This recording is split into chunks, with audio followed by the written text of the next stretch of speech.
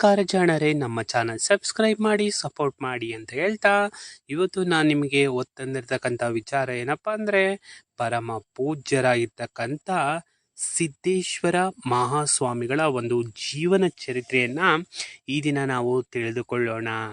ಇವರು ವಿಜಯಪುರದ ಜ್ಞಾನ ಯೋಗಾಶ್ರಮದ ಪರಮ ಪೂಜ್ಯ ಸಿದ್ದೇಶ್ವರ ಸ್ವಾಮೀಜಿಗಳು ಆಧ್ಯಾತ್ಮಿಕ ಚಿಂತನೆ ಮತ್ತು ಸರಳ ಜೀವನಕ್ಕೆ ಹೆಸರುವಾಸಿಯಾಗಿರ್ತಕ್ಕಂಥವ್ರು.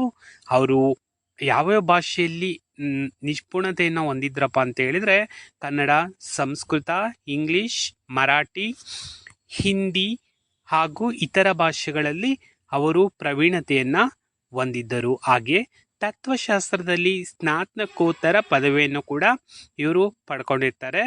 ಜ್ಞಾನ ದಾಸೋಹಕ್ಕಾಗಿ ವಿಜಯಪುರದಲ್ಲಿ ಒಂದು ವಿಶೇಷ ಕೇಂದ್ರವನ್ನು ಅವರು ಸ್ಥಾಪನೆಯನ್ನ ಮಾಡಿರ್ತಾರೆ ಅಂತಾನೆ ಹೇಳ್ಬೋದಾಗಿದೆ. ಇವರ ಹುಟ್ಟು ಹೆಸರು ಏನಪ್ಪ ಅಂದ್ರೆ ಸಿದ್ಧಗೊಂಡ ಹೋಗಪ್ಪ ಬಿರಾದರ್. ಇವರು ಸೆಪ್ಟೆಂಬರ್ 5, 1940 ಜನನ ಆಗಿರ್ತಕ್ಕಂಥವರು.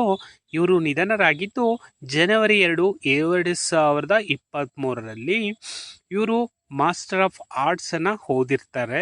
ಅದೇ ತರ ಕೂಡ ಇವ್ರನ್ನ ಸ್ವಾಮಿ ಶ್ರೀ ಸಿದ್ದೇಶ್ವರ ಸ್ವಾಮೀಜಿ ಅಂತ ಕರೀತಾರೆ. ಇವರ ವೃತ್ತಿ ಏನಾಗಿತ್ತಪ್ಪ ಅಂತ ಹೇಳಿದ್ರೆ ಆಧ್ಯಾತ್ಮಿಕ ಪ್ರಚಾರಕ ಮತ್ತು ತತ್ವಜ್ಞಾನಿ ಆಗಿರ್ತಾರೆ ಅಂತಾನೆ ಹೇಳ್ಬೋದಾಗಿದೆ. ಇವರ ಜೀವನ ಶೈಲಿ ಹೇಗಿತ್ತಪ್ಪ ಅಂದ್ರೆ ಇವರು ಆಧ್ಯಾತ್ಮದ ಬಗ್ಗೆ ಆಳವಾದ ಅಧ್ಯಯನ ಚಿಂತನೆಗಳನ್ನ ನಡೆಸಿ ಸಿದ್ದೇಶ್ವರ ಸ್ವಾಮಿಗಳು ಪ್ರಪಂಚದಾದ್ಯಂತ ಆಧ್ಯಾತ್ಮಿಕ ಪ್ರವಚನಗಳನ್ನ ನೀಡಿದರು. ಅವರು ಭಾರತದ ಸಂತರು ಮತ್ತು ಸಿಎಸ್ ಕೃತಿಗಳ ಆಧಾರದ ಮೇಲೆ ಹಲವಾರು ಪುಸ್ತಕಗಳನ್ನು ಕೂಡ ಬರೆದಿದ್ದಾರೆ. ಅವ್ರ ಜೀವನ ಶೈಲಿ ಹೇಗಿತ್ತಪ್ಪ ಅಂತ ಹೇಳಿದ್ರೆ ಅವರು ಅತ್ಯಂತ ಸರಳ ಮತ್ತು ಸಜ್ಜನಿಕೆಯ ವ್ಯಕ್ತಿಯಾಗಿರ್ತಾರೆ.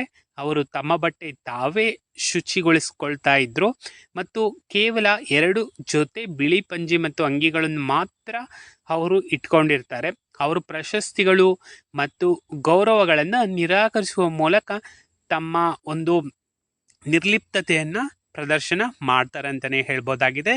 ಇವರು ಆಶ್ರಮ ಎಲ್ಲಿರ್ತಕ್ಕಂಥದ್ದಪ್ಪ ಅಂದ್ರೆ ಇವರು ಗದುಗಿನ ಶಿವಾನಂದ ಶ್ರೀಗಳ ಪರಂಪರೆಯಲ್ಲಿ ಬಂದ ಜ್ಞಾನ ಯೋಗಾಶ್ರಮವು ಇವರ ಒಂದು ಗುರುಗಳಾದ ಶ್ರೀ ಮಲ್ಲಿಕಾರ್ಜುನ ಸ್ವಾಮಿಗಳ ಕಾಲದಲ್ಲಿ ಪ್ರವರ್ಧಮಾನಕ್ಕೆ ಬಂತು ಅಂತಾನೆ ಹೇಳ್ಬೋದಾಗಿದೆ. ಇವರು ಉತ್ತರ ಕರ್ನಾಟಕದ ಜನಮಾನಸದಲ್ಲಿ ಮಹತ್ವ ಪಡೆದಿರ್ತಕ್ಕಂಥವ್ರು ಅಂತಾನೆ ಹೇಳ್ಬೋದಾಗಿದೆ. ಇವರನ್ನ ಇಷ್ಟಪಡದವರು ಯಾರು ಇಲ್ಲ ಅಂತಾನೆ ಹೇಳ್ಬೋದಾಗಿದೆ. ಎಲ್ಲರೂ ಕೂಡ ಇವ್ರನ್ನ ಇಷ್ಟಪಡ್ತಾ ಇದ್ರು. ಇವ್ರು ಹೆಂಗಂದ್ರೆ ಸರಳ ಇನ್ನೊಬ್ಬ ಈಗ ಶ್ರೀ ಶ್ರೀ ಶಿವಕುಮಾರ ಸ್ವಾಮೀಜಿಗಳು ಹೇಗೋ ಹಾಗೆ ಇವರು ಉತ್ತರ ಕರ್ನಾಟಕದಲ್ಲಿ ಇಡೀ ಕರ್ನಾಟಕ ಪ್ರಪಂಚದಾದ್ಯಂತ ಹೆಸರುವಾಸಿಯಾಗಿರ್ತಕ್ಕಂಥ ಸ್ವಾಮಿಗಳು ಅಂತಾನೆ ಹೇಳ್ಬೋದಾಗಿದೆ. ಇವರ ಜೀವನವನ್ನ ನಾವು ನಮ್ಮ ಜೀವನದಲ್ಲಿ ಕೂಡ ಅಳವಡಿಸ್ಕೊಳ್ಬೇಕು ಅಂತಾನೆ ಹೇಳ್ಬೋದಾಗಿದೆ.